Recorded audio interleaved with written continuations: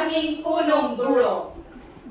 Nung una ka naming nakita, akala namin ay terror ka. Pagkataglay mo ang natatanging aura, pati pananalita mo ay naiba. Sa maladefensor mong mukha, pusong anghel aming nakita. Pagmamahal mo ay aming nadama, sa maikling panahon na ating pagsasama. Sa saglit na panahon na nadaan, marami kaming natutunan. Binigay na aral kailanmay di malilimutan. Sapagkat mananatili ito sa aming puso't isipan. Sa mga istrikto mong patnubay, ang siyang nagsilbing aming gabay.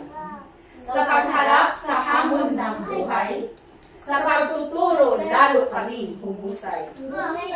Sa Kanya kami natuto na ang tulad naming guro, kailanmay hindi sumusuko sa kabila ng maraming hamon sa pagtuturo. Sa taglay nitong pusong ginintuan, ay hindi ito mapapantayan na kahit ano at sinuman, maging ginto o perlas ng silahan.